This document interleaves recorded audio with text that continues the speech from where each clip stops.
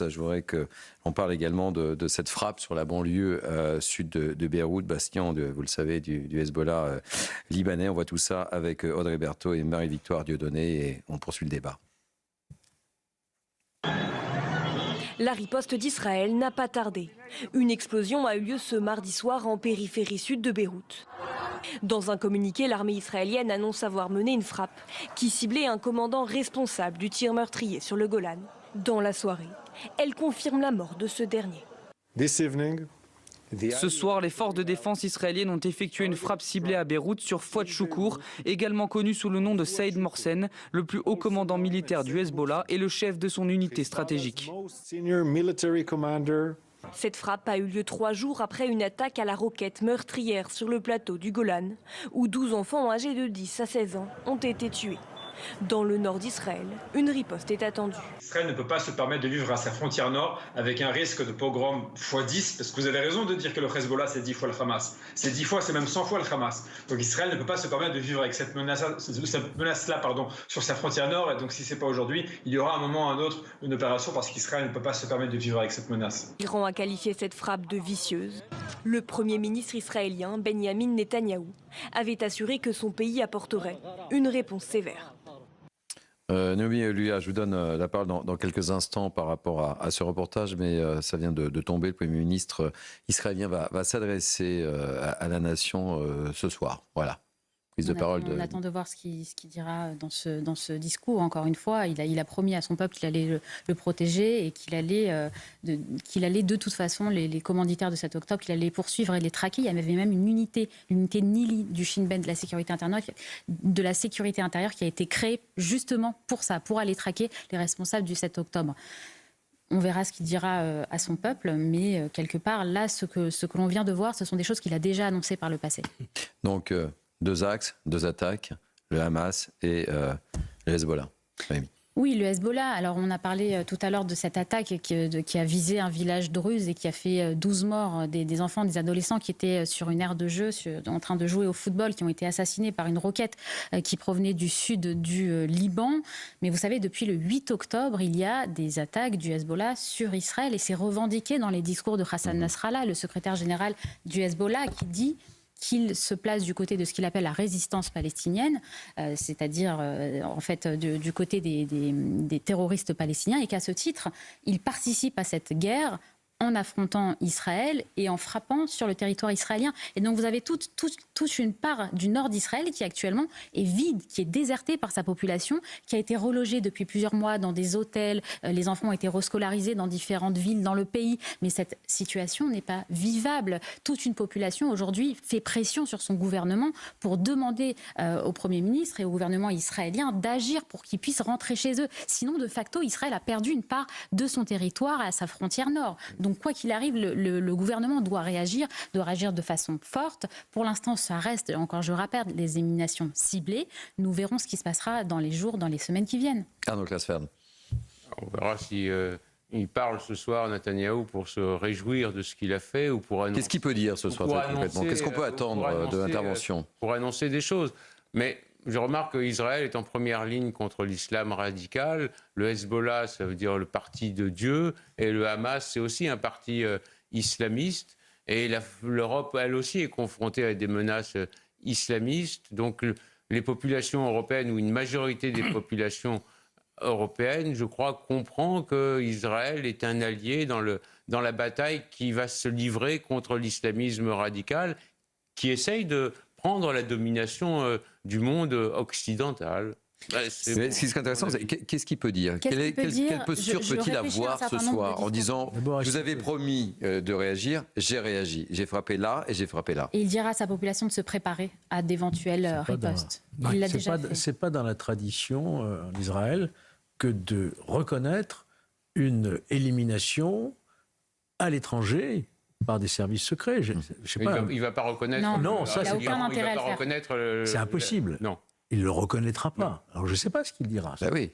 Il y a des chances pour qu'il dise à sa population de se préparer parce qu'il y aura sans doute des ripostes. On ne sait pas de quel ordre, de quelle ampleur, mais il y aura une riposte, quoi qu'il arrive, de la part de l'Iran. On verra si ce sera par l'actionnement de ses proxys, le Hezbollah, les Houthis au Yémen ou encore des milices chiites qui ont prêté allégeance à l'Iran, en Syrie, en Irak, qui envoient aussi régulièrement des roquettes sur Israël. Il y aura de toute façon une riposte et le Premier ministre israélien va sans doute dire à son peuple « préparez-vous ». À tout cela, vous savez, ça fait déjà des mois qu'il y a des hauts et des bas dans cette guerre, dans ce conflit, et que Benyamin Netanyahou et même les services de sécurité disent à leur population « faites des courses ». J'ai ma mère qui habite là-bas et ça s'est arrivé plusieurs fois au cours des derniers mois qu'elle aille faire des courses, qu'elle aille acheter une radio, qu'elle aille acheter tout ce qu'il faut, qu'elle vérifie où se trouve si vous voulez, l'abri le plus proche parce que ça peut dégénérer à tout instant. Il va sans doute dire à sa population « préparez-vous ». Mais en tout cas, il doit aussi rassurer sa population sur le sort des otages. Ben oui, on va l'attendre au tournant. Ils ne peuvent pas être interrompus. C'est le sujet le plus sensible. C'est peut-être plus compliqué, parce que, encore une fois, sur les négociations sur la libération des otages, on peut au moins se poser des questions. Je n'ai pas la réponse, mais on peut au moins se poser des questions. Mais un chef, de manière générale, un chef politique, se doit d'abord de protéger sa population. Bien sûr, c'est son rôle. rôle. Sinon, il perd toute légitimité. Et donc, je pense que Noémie a tout à fait raison en disant qu'il va d'abord essayer de rassurer les Israéliens et leur dire de se protéger, parce qu'effectivement, c'est une population qui a l'habitude de vivre dans un état de quasi-guerre ou de conflit larvé permanent avec des moments de crise. Donc je pense que un chef, il doit d'abord protéger et rassurer sa population et montrer qu'il est là pour la protéger. Sans quoi il perd toute légitimité. Je pense que c'est le but de son intervention ce soir. Noémie Alluha. Oui, alors j'ai vu plusieurs reportages des journalistes qui ont été prendre le pouls de la population sur place pour savoir comment est-ce qu'elle vivait ce qui s'était passé, est-ce qu'ils craignaient la suite. Et on voit une population qui soutient majoritairement l'action militaire qui a été menée. Il y a même malheureusement, parce que moi je trouve effectivement que c'est pas bien, quoi qu'il arrive, de se réjouir de la mort de quelqu'un, mais j'ai vu que dans certaines villes on distribuait des gâteaux, etc. Mais parce que c'est l'une des figures et l'un des commanditaires du 7 octobre qui a massacré plus de 1000 Israéliens. Donc de ce que j'ai vu, en tout cas dans les témoignages d'Israéliens, ils soutiennent majoritairement cette action militaire. Il n'y a pas eu de sondage précis, mais de ce que j'ai vu ce matin, malgré tout, ils sont plutôt d'accord avec ce qui a été fait. On peut parfaitement comprendre que la population israélienne ne va pas pleurer après la disparition du chef du Hamas. Ça paraît assez évident. Ça paraît évident, et personne ici, d'ailleurs, non plus ne va pleurer, enfin j'espère. Pendant la guerre, la Seconde Guerre mondiale, les gens se réjouissaient quand les bombes tombaient sur les villes allemandes. Dans lesquelles ma mère était. Mais les Américains se sont réjouis quand les bombes sont tombées sur Nagasaki et Hiroshima. Donc se réjouir de la mort en tout cas, ils soutiennent. La population israélienne soutient. C'est pas un péché. En tout cas, je trouve que la question, pas un grave péché. La stratégie politique d'Israël et du gouvernement israélien reste posée. Pour moi, elle n'est pas d'une clarté, si j'ose dire, biblique. Je ne vois pas exactement quelle est l'issue politique à tout ça. Oui, mais malheureusement, le problème palestinien n'est pas le problème palestinien. Le problème palestinien est le problème israélien. Si les Palestiniens ou les leaders palestiniens disaient écoutez, nous avons changé de cap, nous reconnaissons Israël, Israël est un État juif, il a le droit à son État, nous allons faire la paix, nous voulons seulement la Cisjordanie, une partie de Jérusalem.